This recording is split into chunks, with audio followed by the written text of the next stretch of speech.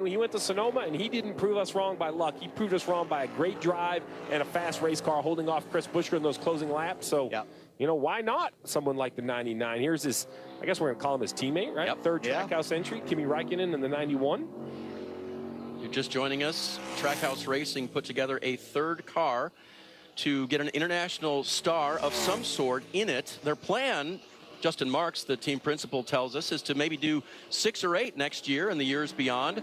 Who can they attract? Who wants to come play in NASCAR, having had a resume like Kimi Raikkonen's F1 championship, 21 wins? So to close the loop, because a couple times I've heard VIR mentioned, so there's no testing allowed in the NASCAR garage. There's some tire testing. There are some organizational tests, but like as a team, you can't get to go wherever you want. But Justin Marks, as we see on the bottom of the screen, he went to NASCAR and said, hey, I want to bring Kimi Raikkonen in. This is a world-renowned race car driver, but he's going to bring his resume and his identity to Watkins Glen and never have driven a next-gen car before. Is there anything we can do? NASCAR said, you know what we're going to do? We're going to create this opportunity. It's a car, kind of a familiarization test. It isn't a Trackhouse car. They don't even operate the test. It's a different team hired by NASCAR. He actually ran a different brand car that they have nothing to do with. All he did is get to go run a handful of laps, so he knew the brake pedal, the shift, some familiarization with the vehicle. It wasn't about optimizing speed, anything like that. Mike Rockenfeller was also able to take part. I think that's a well done, Parker, by NASCAR, because now if you're, I don't know, Lewis Hamilton, name the next guy who wants to come. Alonso. Yeah, right. Now you have at least a little bit of a chance to get behind the wheel before you show up here for this crazy 15 minutes.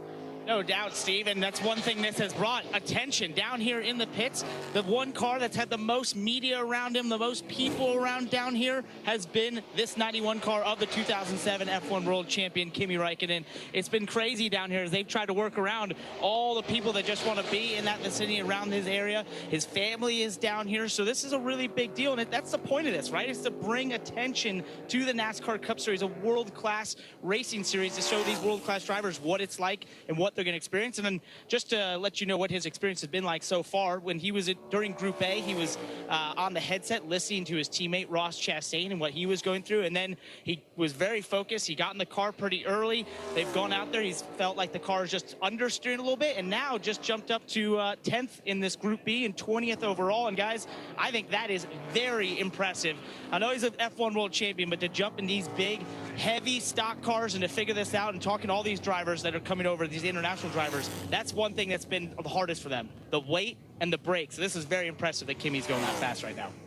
I almost think, I don't ever want to use the word easier.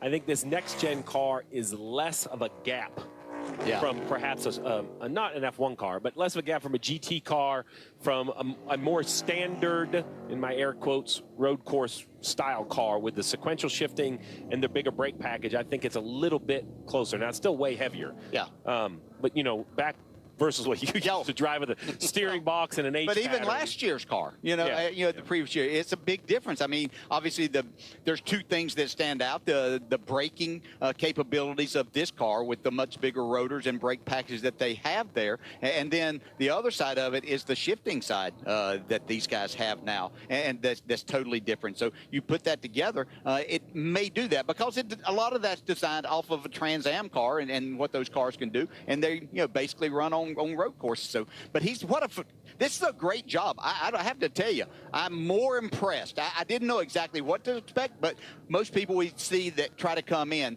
take a little bit more time. Now, he's with an outstanding team that have 2 drivers that have won on road courses this year already, but for him to be where he is, just look at who he's around and how close he is to the times that